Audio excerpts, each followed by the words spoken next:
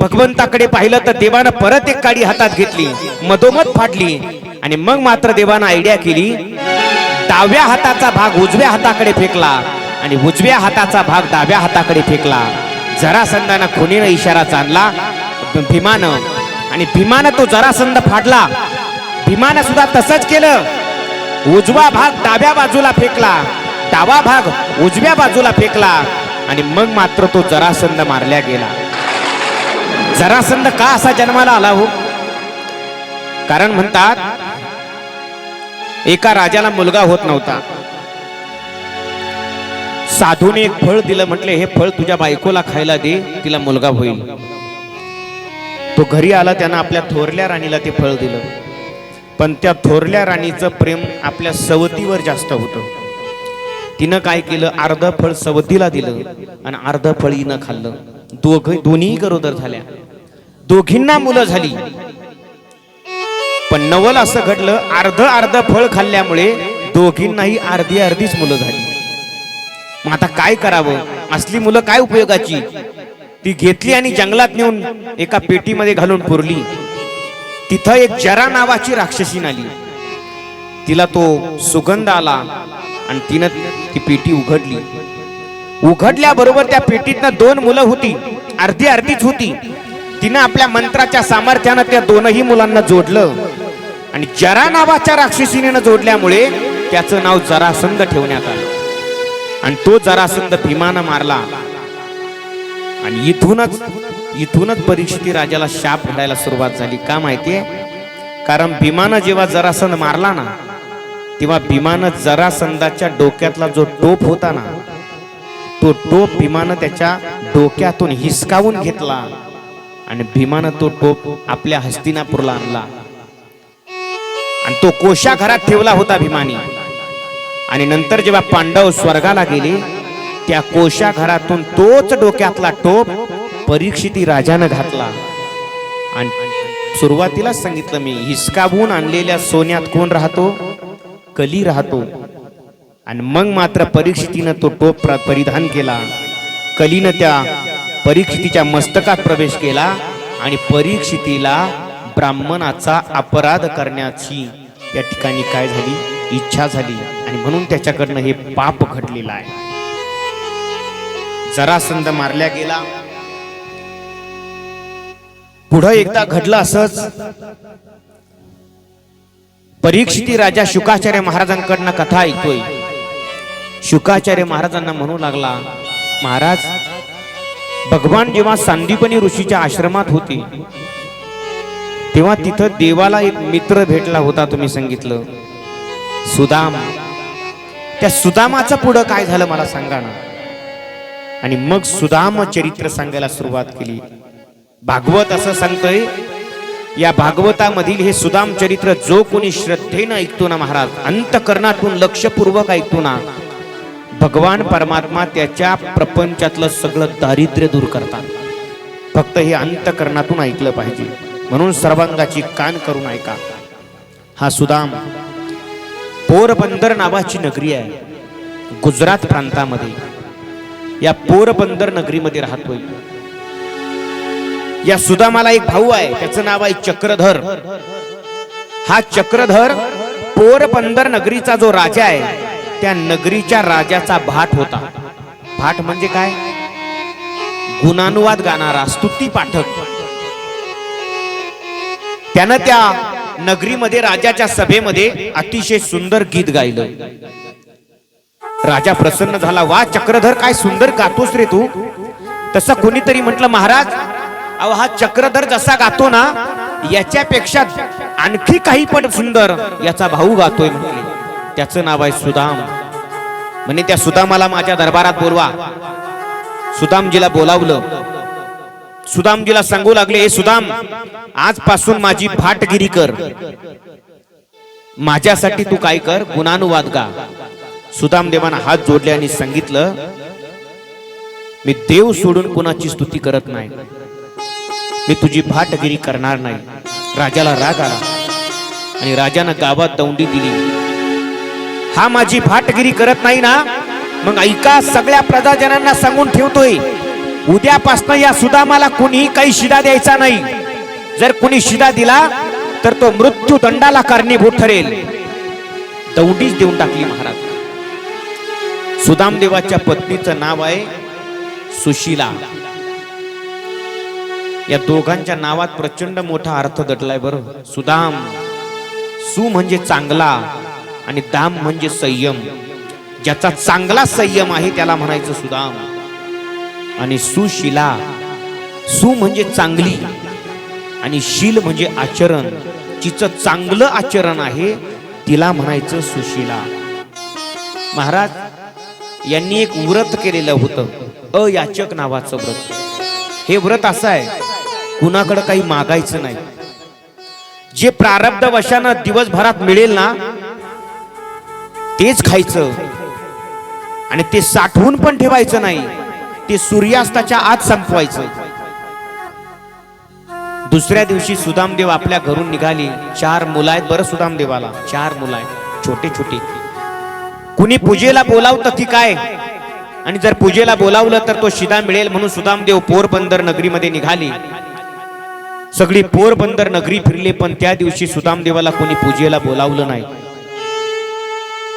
सायंकाळी सुदामदेव घरी आले. 4ही पोरांनी बापाला पाहिलं, पळतच आले. बाबा आले, बाबा आले, बाबा आले. बाबा काय आणलं हो आम्हाला खायला? फार भूक लागली हो बाबा, सकाळपासून पोटात अन्नाचा कण नाही हो बाबा. सुदामदेवाच्या डोळ्यात खळखळ पाणी आलं हो. छोटी छोटी मुलं सकाळपासून उपवासी आहे. त्या मुलांना हृदयाला लावलं, गडवाभर पाणी घेतलं आणि प्रत्येक मुलाला ते पाणी पाजवलं. पाणी पिऊन ती मुलं झोपली हो. सकाळी उठले, परत गावामध्ये कोणी बोलावतं की काय म्हणून गेले. त्या दिवशी सुद्धा सुदामदेवाला कोणी बोलावलं नाही हो. अखेर आता दुसऱ्या दिवशी सुद्धा मुलांना पाणी पाजूनच झोपवलं. पोटात अन्नाचा कण नाही पोरांच्या. रडायला लागली पोरं, बाबा खायला द्या ना हो, फार भूक लागली हो बाबा आम्हाला. सुदामदेवाची पत्नी सुदामजींना बोलायला लागली, का हो राजांना दौंडी दिली, आपल्याला कोणी बोलवत नाही, कोणी शिदा देत नाही. आपण गरीब आहोत ना, 4 मुलं आहेत आपल्याला. तुम्ही म्हणता ना त्या राजाला, मी देवाचे गुणानुवाद सोडून कुणाचे गुणानुवाद गाणार नाही. मग त्या देवासाठी जर तुम्ही एवढं राजाला बोललात तर मग जा ना तुमच्या त्या मित्राकडे, घ्या ना त्याच्याकडून काहीतरी मागून. तर सुदामदेव बायकोवरच धावले. वेडे, तुला कळतंय काय मागण्यासाठी त्याची भक्ती करतोय का आपण? अगं मागण्यासाठी त्याची भक्ती करायची नसते. परत ती म्हटली, अहो नका मागू, पण त्याला भेटायला तर जाऊन या. हिला माहिती होतं भेटायला गेल्यावर तरी काहीतरी देईल ना. सुदामदेव म्हटले, बरं भेटायला जातो. पण अगदी पुढच्या क्षणाला सुदामदेव लगेच सुशीलाला म्हणतात, नाही नाही मी नाही जाणार भेटायला. म्हणे का? अगं वेडे, एखाद्या मोठ्या माणसाला भेटायला जायचं म्हटल्यावर काहीतरी बरोबर त्याला न्यावा लागतं ना. आपल्याकडे तर आपलीच पंचायत आहे, त्याला कुठून द्यायचं? नाही म्हणे मी जाणार नाही. ती म्हणते थांबा मी आलीच.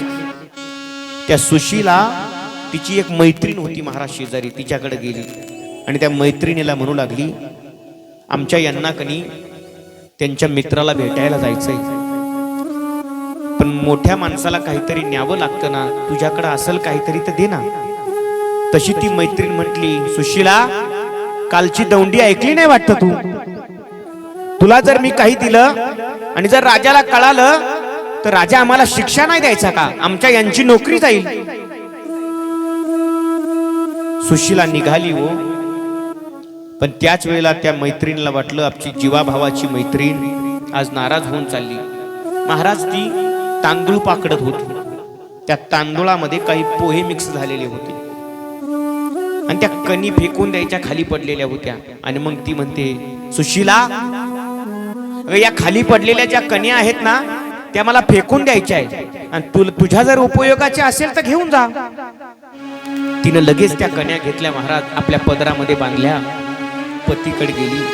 त्या कण्या तिनं निसल्या, त्याच्यातले पोहे बाजूला केले, कण्या बाजूला केल्या आणि ते पोहे आता तसं पाहिलं तर भागवतात शब्द तांदूळ आहे, भागवतात तंदूल हा शब्द आलेला आहे, पोही नाही.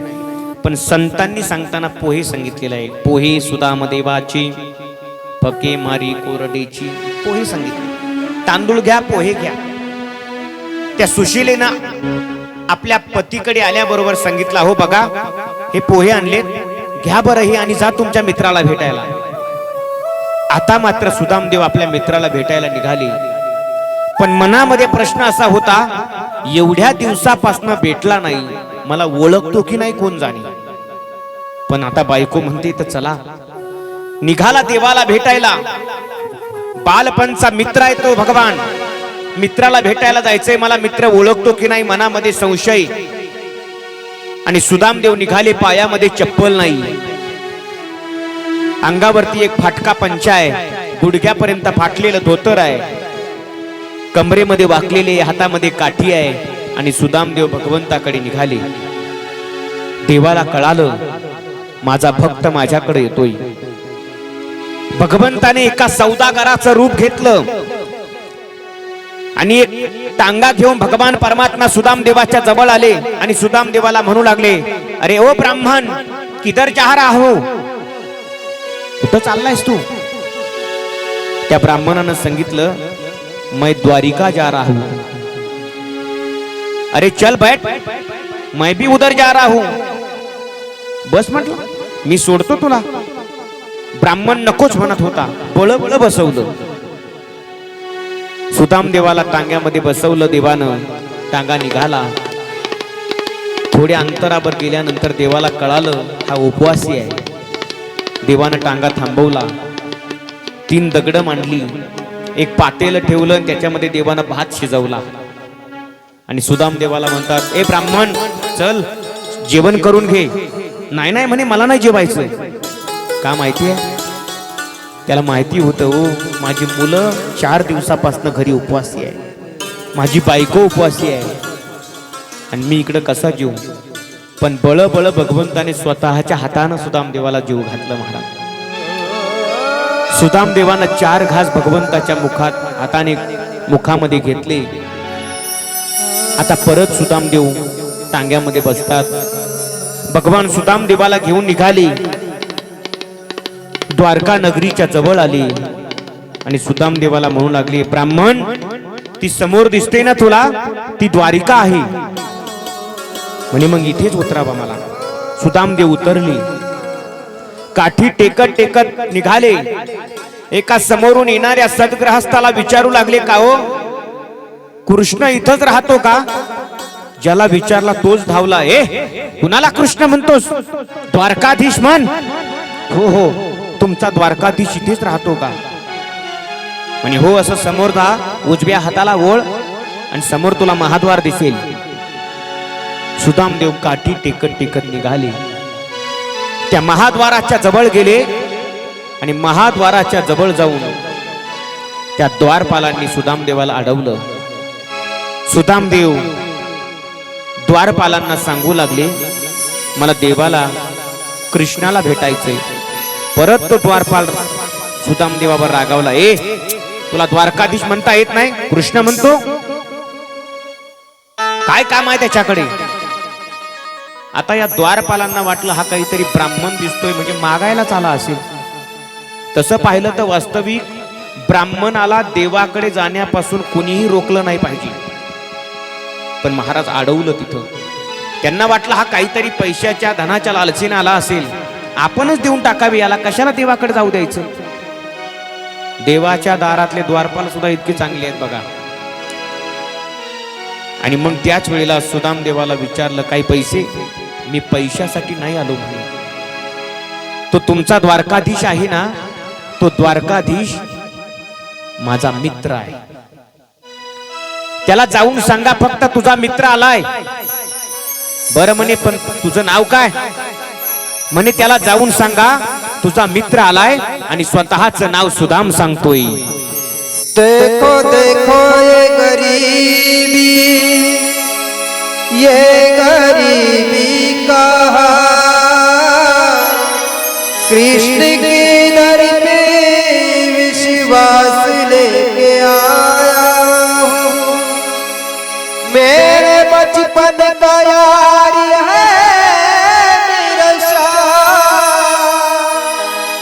यही सोच करके आस लेके आया हूँ।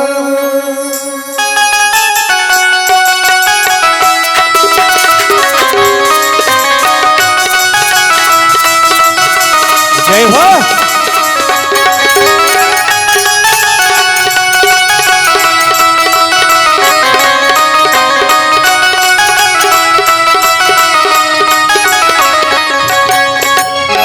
हरिद्वार पालो कन्हैया से कह दो, हरिद्वार पालो कन्हैया से कह दो कि दर पे सुदामा करीब गया है, कि दर पे सुदामा करीब गया है। भटकते भटकते न जाने कहाँ से, भटकते भटकते न जाने कहाँ से तुम्हारे महल के करीब गया है, तुम्हारे महल के करीब गया है।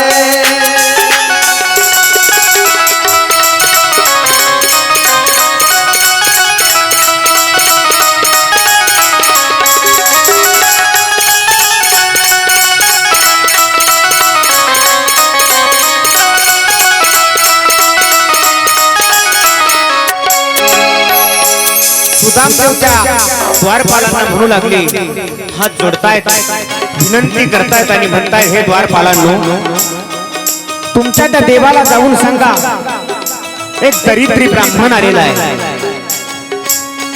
त्याच्या डोक्यामध्ये टोपी नाही, अंगावर एक फाटलेला पंचा आहे, गुडघ्यापर्यंत फाटलेलं धोतर आहे, अतिशय जर्जर झालेला।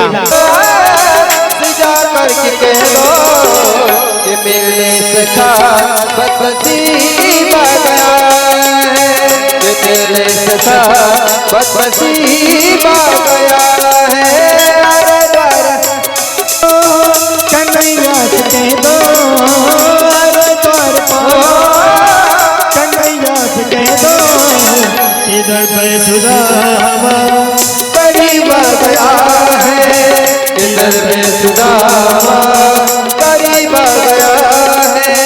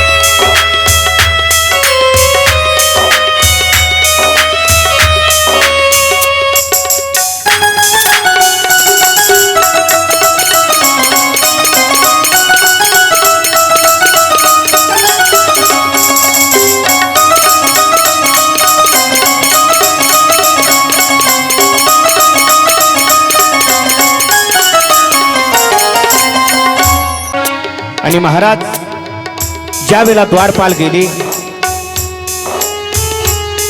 भगवान परमात्मा आपल्या अष्ट महानायिकामध्ये रममान झालेले होते आणि द्वारपाल जाऊन भगवंताला म्हणू लागले, द्वारकाधीशांचा विजय असो, द्वारकाधीश महाद्वारावरती कुणीतरी ब्राह्मण आलेला आहे आणि तो ब्राह्मण त्याचं नाव सुदाम सांगतोय आणि तो तुमचा बाल सखा असं म्हणतोय, सुदाम नाव सांगतोय। देवानं सुदाम हा शब्द ऐकल्याबरोबर भगवान परमात्मा ताटून आपल्या ही दौड़े चले आए मोहन, लगाया गले से सुदामा को मोहन, लगाया गले से सुदामा को मोहन, लगाया गले से सुदामा को मोहन। हुआ रुक्मिणी को बहु ही अजंता,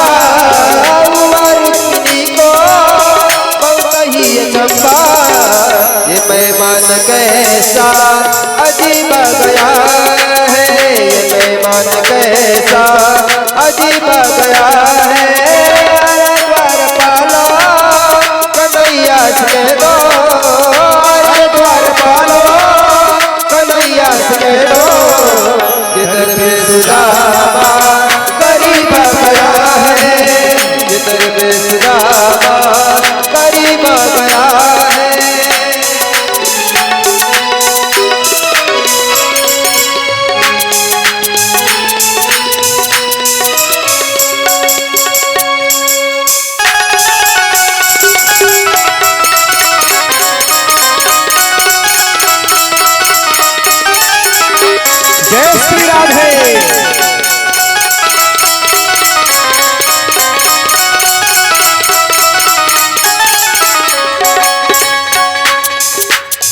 सुदाम देव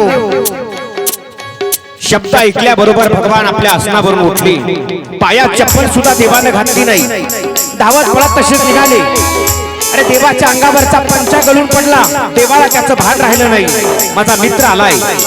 धावत पळत गेले. दुरून पाहिल्याबरोबर आवाज दिला, माझा सुदाम, माझा सुदाम, माझा सुदाम. कडकडून सुदाम देवाला गळा भेट घेतली आणि सुदाम देवाच्या हाताला धरून भगवान परमात्मा सुदाम देवांना द्वारका नगरीमध्ये घेऊन आले. आपल्या स्वतःच्या सिंहासनावर सुदाम देवांना बसवलंय. सगळ्या राण्यांना आवाज देऊ लागले, चला लवकर पाणी घेऊन या. माझा मित्र आलाय. त्याची पाद्य पूजा करायची आहे. सत्यभामा पाणी आणायला गेली हो, पण पाणी लवकर आलं नाही. तर भागवत असं सांगतंय, पाणी परातचे नाही नैनन के जलसे पगत होई. अरे पाणी आलं नाही तर देवानं स्वतःच्या अश्रूने सुदाम देवाचे पाय धुतले. बराबर में अपने सुदामा बिठाए, चरण आंसुओं से श्याम ने धुलाए, चरण आंसुओं से श्याम ने धुलाए, चरण आंसुओं से श्याम ने धुलाए. घबराओ प्यारे जरा तुम सुदामा, घबराओ प्यारे जरा तुम सुदामा.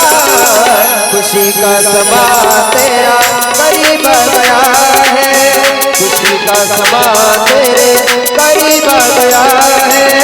अरे द्वार पालो करैया से दो, अरे द्वार पालो करैया से दो. इधर पे सुदामा करीब गया है, इधर पे सुदामा करीब गया है. जय हो.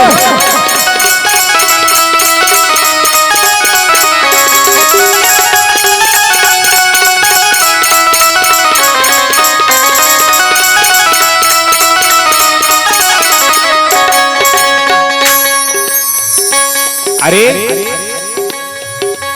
सुदाम देवाचे पाय भगवंताने स्वतःच्या डोळ्यातल्या अश्रूने धुतले. अश्रूने. भगवान द्वारकेचा राजा होता हो, पण तरी सुद्धा आपल्या गरीब मित्राला नाही विसरला तो. असं जीवन पाहिजे बरं. आपला मित्र कितीही मोठा झाला ना तरी त्याला शुभेच्छा द्यावा आपण. आणि तो मोठा झालेला जो मित्र असेल ना त्यानं सुद्धा आपला गरीब मित्र आहे म्हणून त्याला विसरता कामा नाही दादा. तो मित्र ध्यानात ठेवलाच पाहिजे. मित्रतेला आता अतिशय अनन्यसाधारण महत्व आहे. या परिवारातही तेच झालंय ना हो. रवी भाऊंचे मित्रमंडळी आहेत, सगळी गावातली तरुण मंडळी आहेत मित्रमंडळी. इकडे आमचे रवींद्र भगवान जाधव, किरण भाऊ आहेत, आणखी बरीच गावातली सगळी इकडे रवी भाऊ आहेत, उशाराम मन्नाचे सगळे, हे सगळे गावातले मित्र आहेत. या मित्रांनी भगीरथ भाऊंचा हा सोहळा थाटामाटात साजरा व्हावा याच्याकरिता रवी भाऊला अतिशय सहकार्य केलं महाराज, अतिशय. आणि म्हणूनच म्हटलंय मित्र हा जीवनामध्ये अतिशय महत्वाचा असतो. कसा आहे कवी वर्णन करतोय बघा. उंबऱ्यासारखा मित्र वनव्यामध्ये, गारव्यासारखा दुःख अडवायला. उंबऱ्यासारखा दुःख अडवायला, उंबऱ्यासारखा मित्र बनव्यामध्ये, गारव्यासारखा मित्र बनव्यामध्ये, गारव्यासारखा.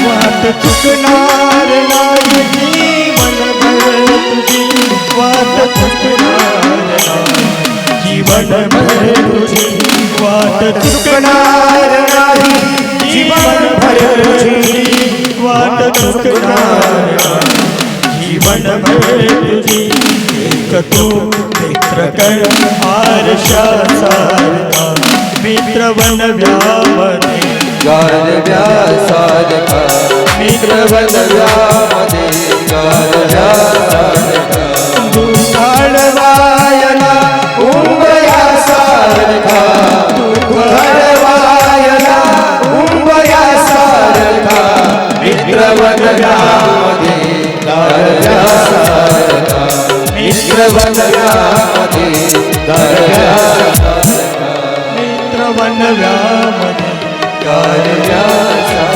अरे मित्रता अतिशय महत्वाची असते. तुम्ही आठवा तो प्रसंग, दुर्योधनाच्या सगळ्यात जवळचा मित्र होता कर्ण आणि विश्वास होता मित्रावर. दुर्योधनाला माहिती होतं हा कर्ण जरी पांडवांचा अंश असला तरी माझा मित्र आहे, मला कधीच धोका देणार नाही, कधीच धोका देणार नाही. विश्वास होता दुर्योधनाचा तेवढा महाराज. मित्रता याला म्हणायची, नाही तर स्वार्थमूलक मित्रता काय उपयोगाची आहे. रवी भाऊचे सगळे मित्र जीवाभावाचे मित्र आहेत. हा कार्यक्रम घडवून आणण्यासाठी त्यांनी सुरुवातीपासनं अतिशय मोलाचं सहकार्य केलेलं आहे महाराज, अतिशय मोलाचं. एकदा त्या सहकार्य केलेल्या मित्रासाठी सगळ्यांनी टाळ्या वाजवा बरं. कारण ते पाय आपल्या डोळ्यातल्या अश्रूनं धुतले. सुदामदेवाच्या पायाला भगवान परमात्मा तळ पायाला आपला हात लावतायत तर बघतायत तळ पायाला काहीतरी खरबुड लागतंय. देवानं खाली पाहिलं तर सुदामदेवाच्या पायात काटे मोडलेले होते. देवानं एक एक काटा आपल्या हातानं बाहेर काढला, पण एक काटा असा होता ना, तो जरा रगेल होता, तो हातानं निघायलाच तयार नाही. शेवटी जा म्हटले सुई घेऊन या. रुक्मिणी धावत पळत गेली सुई आणायला, पण सुई काय सापडे ना, कारण सुई वस्तूच अशी आहे, अचानक मागितलं तर लवकर सापडत नाही. सुई सापडे ना तर भगवंताने सुदामदेवाचा पाय आपल्या गुडघ्यावर ठेवला आणि स्वतःच्या मुखाने सुदामदेवाच्या पायातला काटा काढला. महाराज त्याला काटे काढायचं चांगलं माहिती आहे. त्यानं भंडाऱ्या डोंगरावर जिजाबाईच्या पायातला काटा काढला. आणि दुसरा काटे काढायचा अर्थ बी ध्यानात घ्या. मोठमोठ्यांचा काटा काढतो तो, जे त्याला पैशाच्या उन्मादात येऊन विसरतात ना, देव त्यांचा काटा काढत असतो, ध्यानात ठेवा. मग कुठल्याही रूपातून, तुका म्हणे पापे येती रोगाची रूपे, रोगाच्या रूपातून का होईना कुठल्याही रूपातून, पण त्याचा काटा निघतो. म्हणून आपलं जीवन हे नम्रतेनं असावं. देवानं पायातला काटा काढला. सुदामदेव आता सायंकाळच्या वेळेला भोजन करतायत. भगवान सुदामदेवाला आसनावर झोपवतायत. सुदामदेवाचे पाय दाबण्याचं काम देवाचं चालू आहे. आणि भगवंतानं विचारलं, काय सुदामजी, लग्न वगैरे काही झालं की नाही?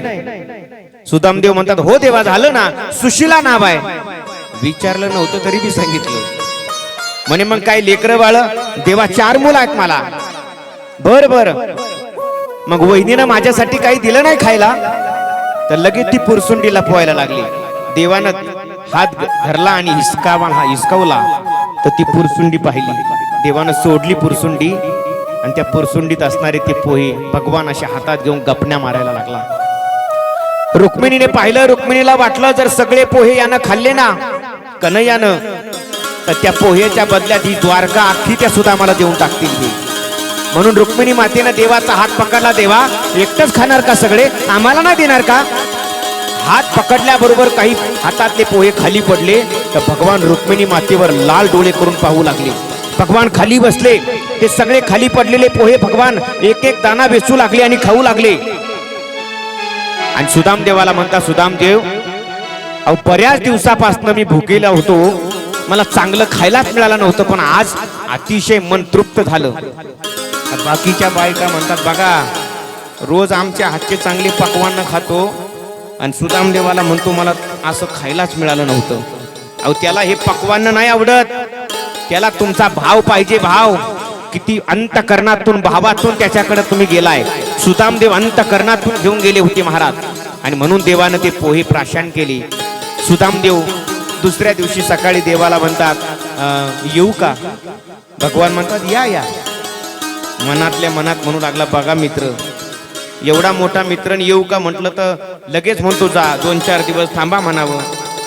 भगवान म्हणता सुदामदेव तुमचे ते कालचे कपडे आहेत ना जुने ते घालून जा, हे आमचे तुम्हाला दिले आम्ही घालायला ते काढून ठेवा.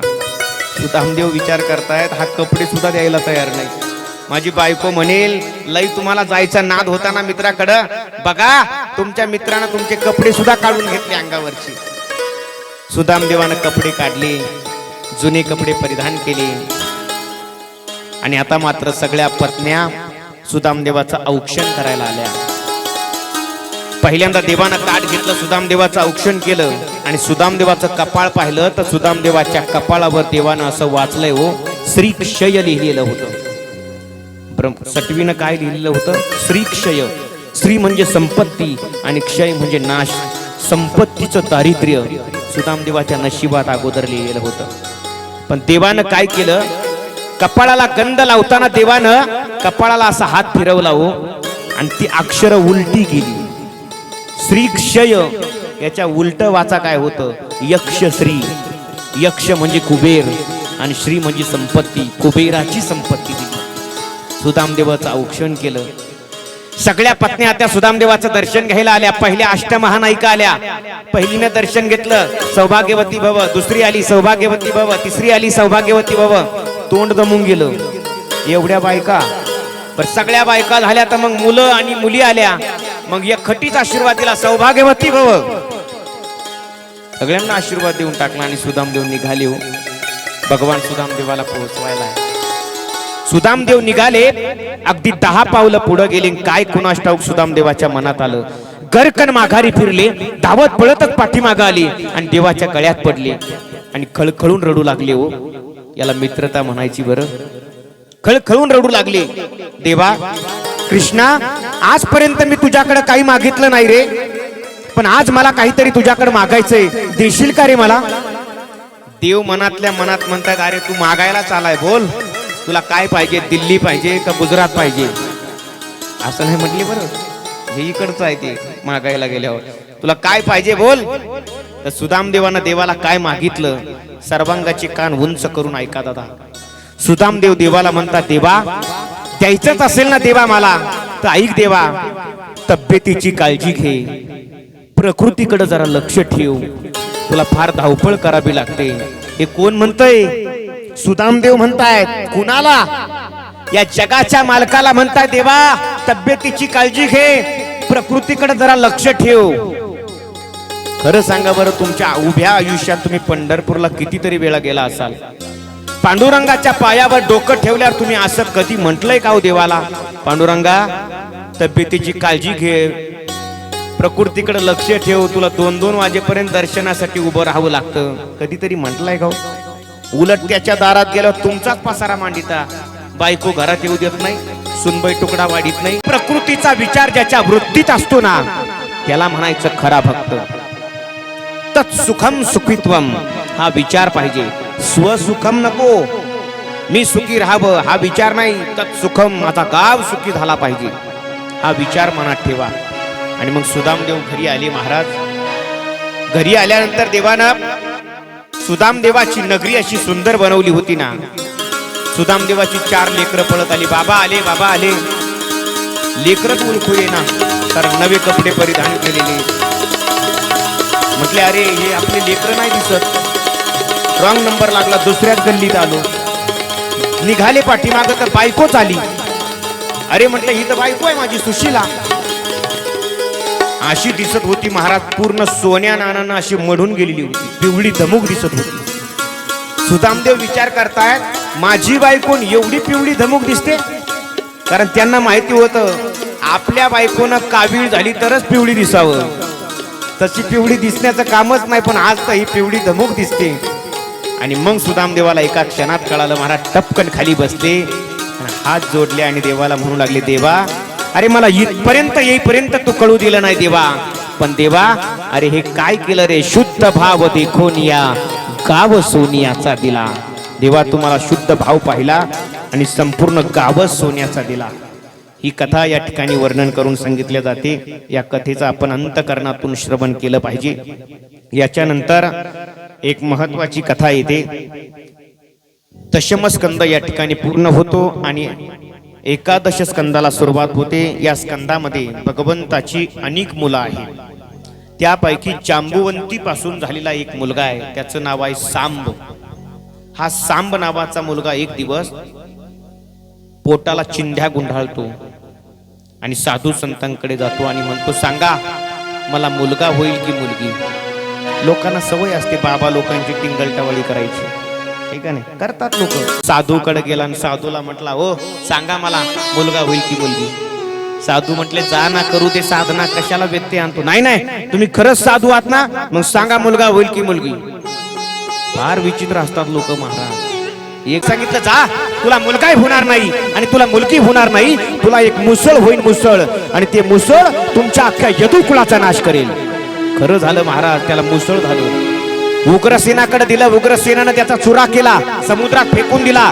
त्याचा एक चुऱ्याचा भाग थोडासा अनिदार होता, तो एका कोळ्याला सापडला.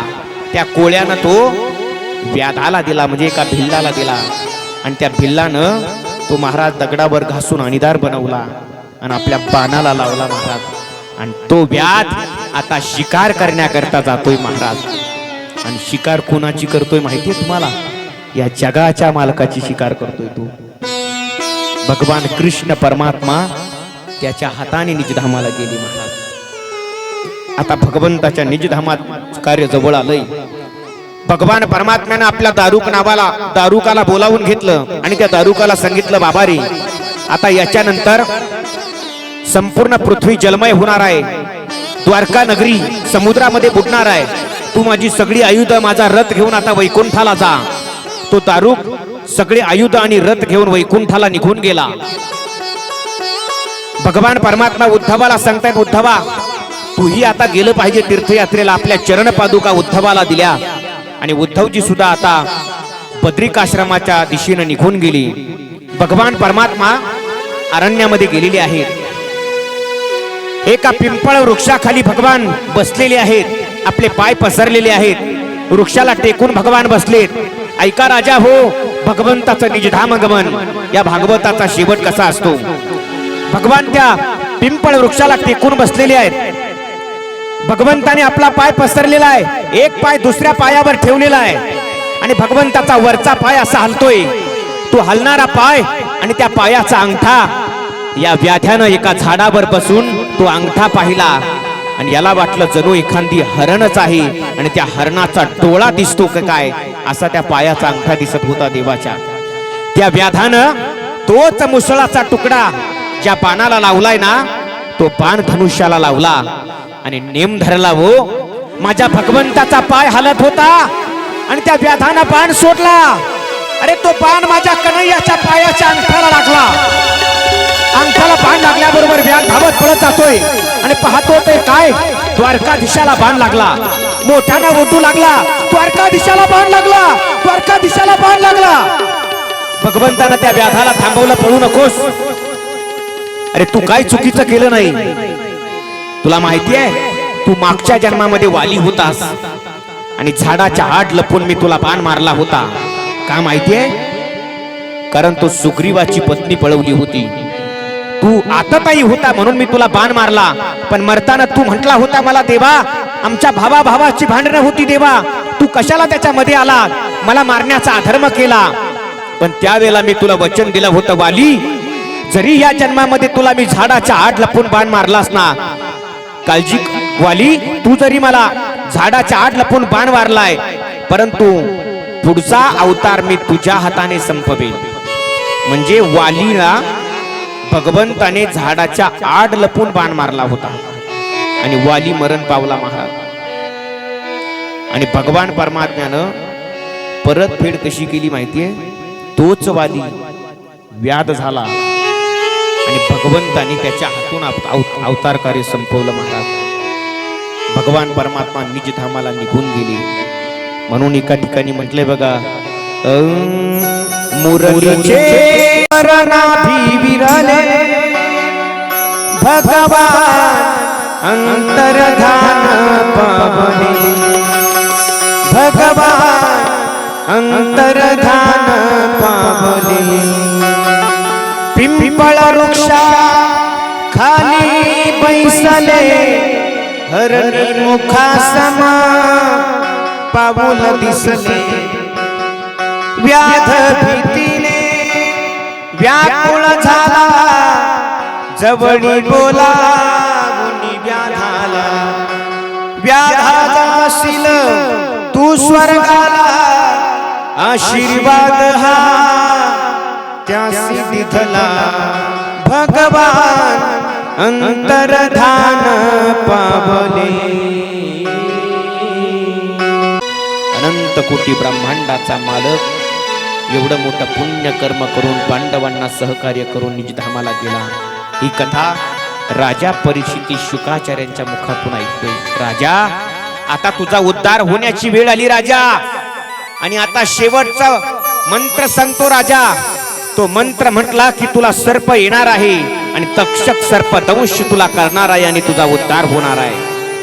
आता तो मंत्र राजाने म्हटला आणि त्याच्यानंतर तो सर्प राजाला चावला आणि राजाचा उद्धार झाला. महाराज परीक्षिती राजाला मोक्ष मिळाला. त्याच्या अगोदर त्याने जो मंत्र म्हटलाय तो मंत्र आपणही सगळ्यांनी म्हणायचा आहे. मी पुढे म्हणतो, सगळ्यांनी माझ्या पाठीमागं म्हणायचा. फार महत्वाचा मंत्र आहे, ध्यानात ठेवा.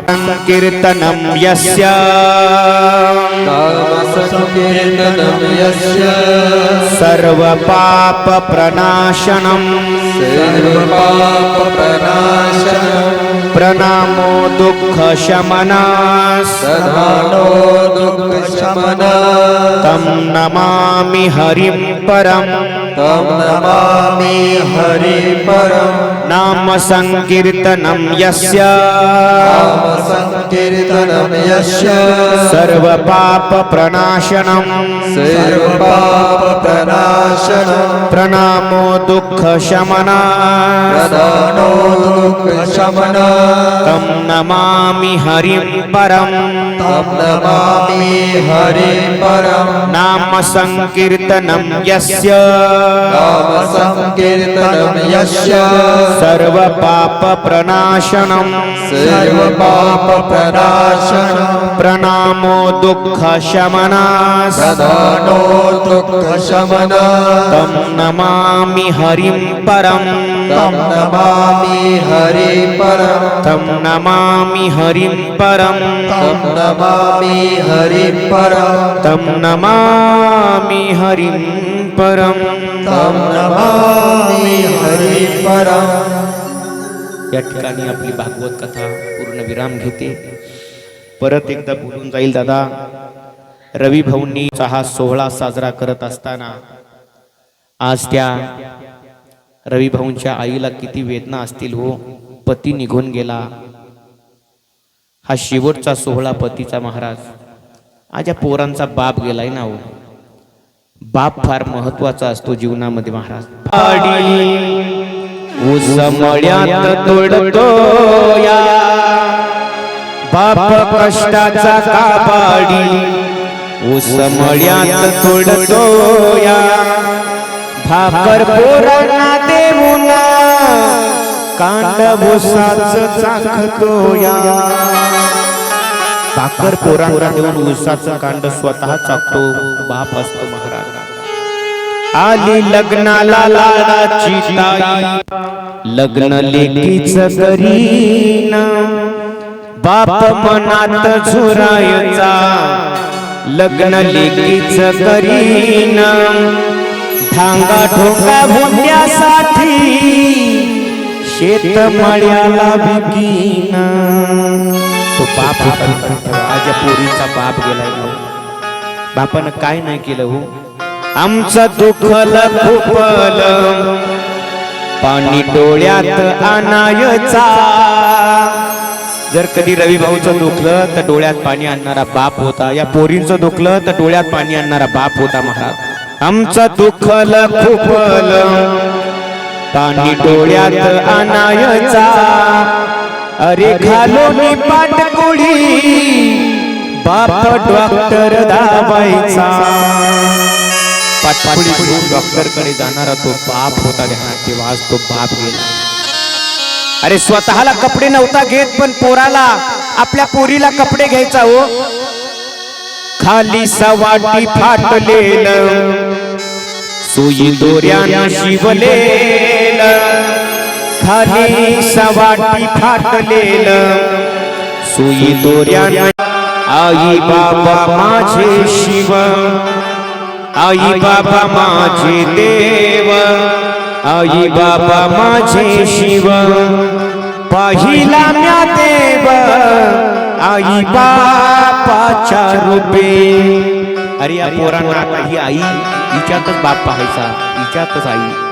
पाहिला म्या देव आई बापाच्या रूपे आई बाबा माझे देव आई बाबा माझे शिव.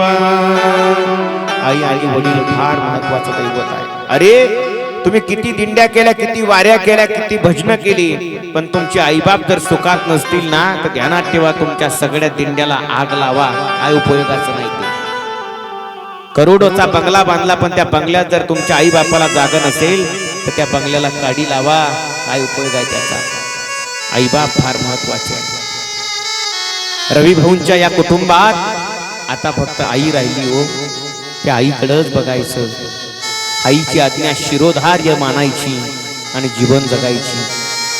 मी तर असं म्हणेल दादा खरंच हा एवढा मोठा सोहळा साजरा करतोय ना हा मुलगा तुकोबारांनी कदाचित याच मुलासाठी म्हटलं असेल धन्य माता पिता तयाची या. धन्य आहे त्याचे आईबाप त्या मुलीचे आईबाप धन्य आहेत. एवढा मोठा सोहळा मरणाचा सोहळा साजरा केला दादा. दंश करतो आणि परीक्षित राजा भगवंताचं भजन करत करत मोक्षाला निघून जातो. ही कथा या ठिकाणी पार पडली. श्रीगाव नगर के वासियों सदा खुश रहना. श्रीगाव नगर के वासियों सदा खुश रहना. गलती हुई हो मुझसे तो माफ कर देना. आत्मा की बात तुमको बतला रहे हैं. हम परदेसी अपने घर जा रहे हैं. परदेसी अपने घर जा रहे हैं. परदेसी अपने घर जा रहे परदेसी अपने घर जा रहे. या 7 दिवसामध्ये माझ्या मुखातून एखाद्याला काही अपशब्द गेला असेल सांगताना कुठं मी चुकलो असेल तर त्याबद्दल संपूर्ण तुमची आलेल्या भाविकांची मी हात जोडून क्षमा मागतो. मनुष्य हा चुकीचा पुतळा आहे. माझ्याकडनं अनावधानानं कुणाचा तरी अपमान घडला असेल तर हात जोडतो आणि एवढंच बोलतो महाराज हम परदेसी अपने घर जा रहे हैं. हम परदेसी अपने घर जा रहे हैं. परदेसी अपने घर जा रहे हैं. परदेसी अपने घर जा रहे हैं. किसी को खबर है कब क्या होगा. किसी को खबर है कब क्या होगा. हमको तुम्हारा कब दर्शन होगा. केता गणेशा काके सारा मिलन साथ दीना हमारा तुम्हारा. मिलन साथ दीना हमारा तुम्हारा.